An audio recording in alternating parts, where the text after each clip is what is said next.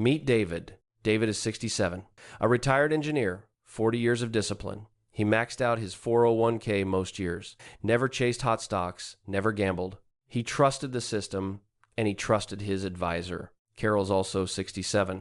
Same industry, same income bracket, same savings habits for over 30 years. She had an advisor too, and for a long time, she followed the exact same path David did. Today, David is anxious. The numbers don't make sense anymore. He can't fully explain it, but deep down, he knows something feels wrong. Carol isn't anxious at all. Her portfolio is actually bigger today than it was the day she retired, and she's already withdrawn more than $60,000 in income. Same starting point, completely different outcome. And I can tell you right now, that gap has nothing to do with luck, nothing to do with the market, and nothing to do with who worked harder. The difference came down to one document David signed 20 years ago and never looked at again. We'll get to that document in a minute. But first, you need to see the numbers, because until you compare them side by side, the size of this gap doesn't even feel real. Before we compare anything, we need to set the ground rules, because this only matters if the comparison is fair. David and Carol both entered retirement with $480,000 in savings. Same number, same year. Both contributed consistently to their 401k plans starting in their early 30s. Both worked with licensed financial advisors for more than 20 years. Both chose to retire at 67. Neither inherited money. Neither had a pension. Neither got lucky on some stock tip. The conditions are identical. Every major variable is controlled. So when the outcomes start to separate, and they do dramatically, the reason isn't circumstance. It's structure. And that's the dangerous part about structure. In the beginning, you can't see it working against you. In fact, during the first few years, David's approach actually looks like the smarter decision. That's exactly what makes this so dangerous. Dear friend, we're getting really close to hitting 1,000 subscribers. And honestly, that makes me really happy. Our goal is to reach 1,000 subscribers by the end of the month. So if this video is helping you in any way, please consider leaving a like and subscribing to the channel. Help us hit that goal and become part of this community. Really appreciate it. In the first year, David's advisor sends over a quarterly statement. The numbers look solid. His actively managed funds posted a gross return of 7.0%. His annuity is generating predictable income. The advisor even calls to congratulate him. David feels like he made the right choice. He feels safe, validated. Carol's first-year statement looks a little different.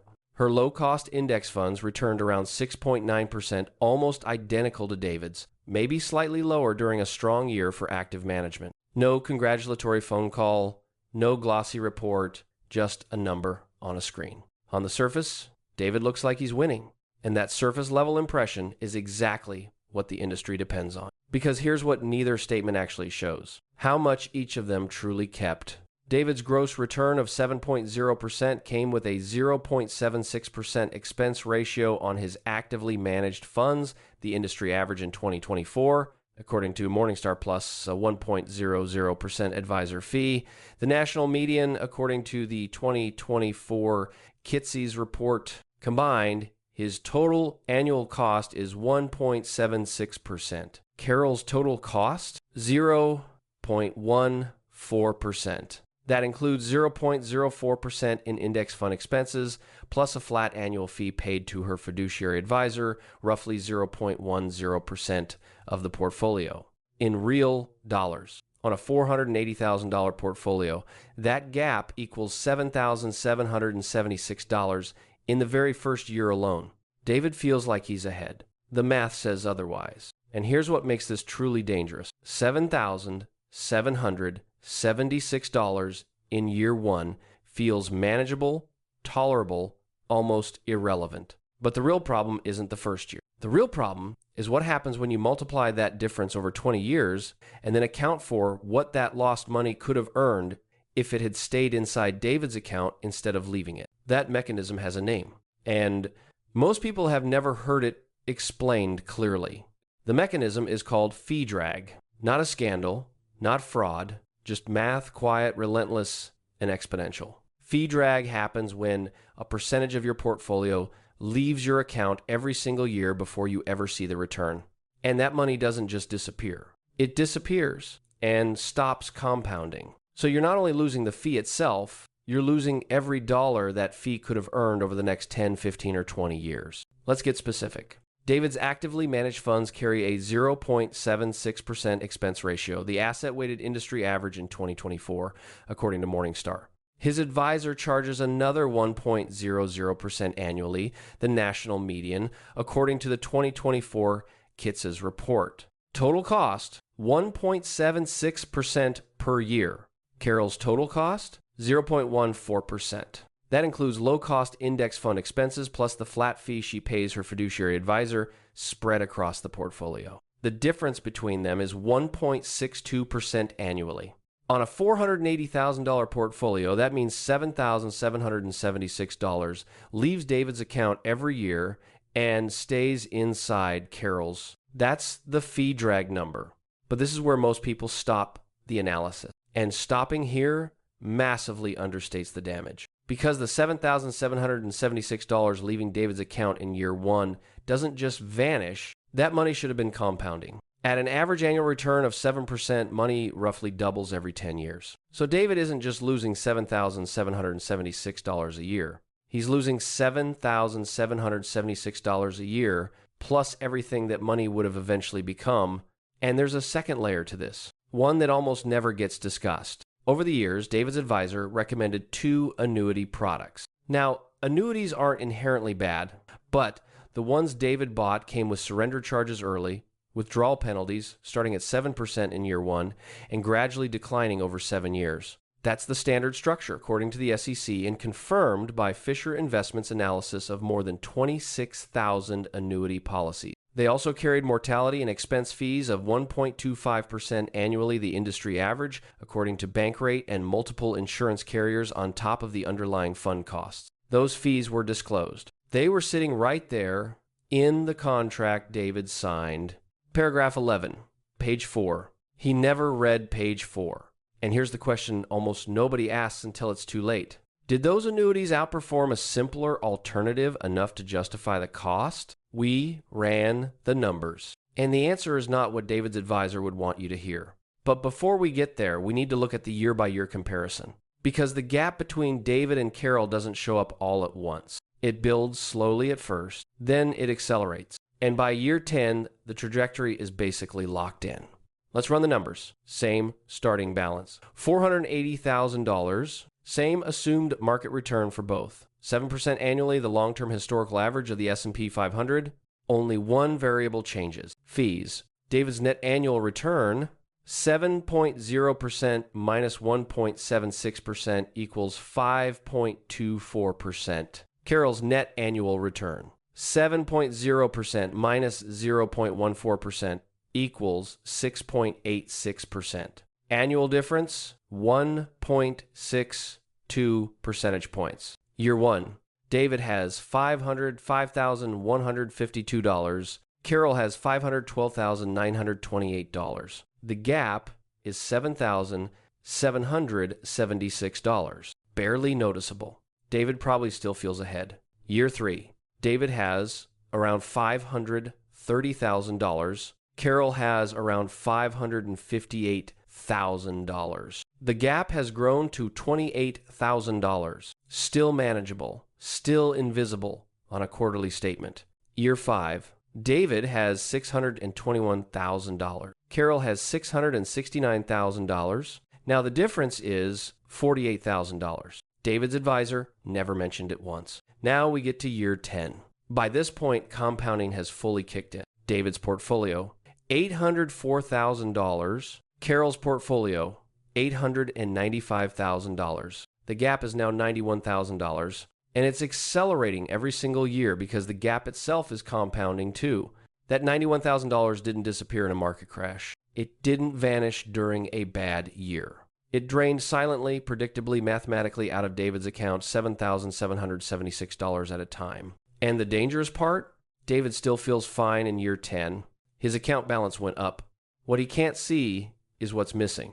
Because what's missing never appeared on the statement in the first place. It was subtracted before the statement was ever printed. Now let's jump to year 20. Carol's portfolio in year 20, $1,271,000. David's portfolio, $1,077,000. The difference, $194,000. And that number isn't based on optimistic assumptions. It's the direct mathematical result of a 1.62% annual fee difference compounded over 20 years on a $480,000 portfolio with identical gross market returns of 7% on both sides. No market timing, no investing genius, just fees. $194,000, more than the average American has saved for retirement in total. Lost not to a market collapse, not to a reckless investment, but to fees that were disclosed in fine print and never clearly explained. David knows the number now. He found it after asking his advisor for a full fee disclosure, something he had never done in 20 years. The conversation was uncomfortable. The number itself was never disputed. And here's what David didn't know, what almost nobody knows. He had the legal right to request that disclosure at any time, but his advisor had no legal obligation to proactively hand it to him. That distinction matters because it points to something structural about how this industry operates, something much bigger than David's specific advisor. But here's what's also true. The model David used is not always the wrong model. There are situations where actively managed funds and annuity products genuinely make sense, and pretending otherwise would be intellectually dishonest. So let's give David's side a fair analysis. Let's be fair. David's model is not universally wrong. Fixed annuities provide something index funds simply can't. Guaranteed income, you can't outlive. For someone without a pension and with a real fear of running out of money, that has genuine value, and active management can protect capital during volatile markets. In 2008, some funds with defensive mandates truly did soften the damage. The problem was never the product. It was the process used to select it.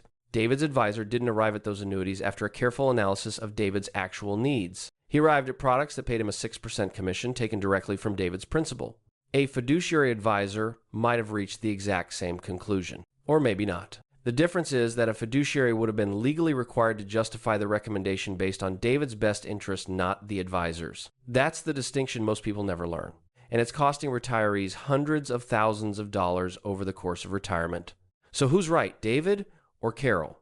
On the math, Carol wins, $194,000 more over 20 years, with the same market, the same discipline, and the same starting point. That's not opinion. That's arithmetic. But David's approach is not wrong in every situation. It works if you know exactly what you're paying, if you've compared it against lower cost alternatives, and if you made a conscious decision, not just signed where someone pointed. David never did that. Not because he was careless, because nobody told him there was anything to verify in the first place. So here's the question I'll leave you with. Do you know your total annual cost right now, including every layer of fees inside your portfolio? Because if the answer is no, that's the whole game. David didn't make a reckless decision. He made a trust-based decision. Carol didn't get lucky. She got curious. At 52, she started asking questions her advisor didn't want to answer. That discomfort cost her one difficult conversation. The alternative cost David $194,000. The system was never designed to explain itself clearly. The disclosure is there, buried in the fine print, exactly where it needs to be to satisfy a legal requirement and nothing more. Now you know what questions to ask. What happens next is up to you.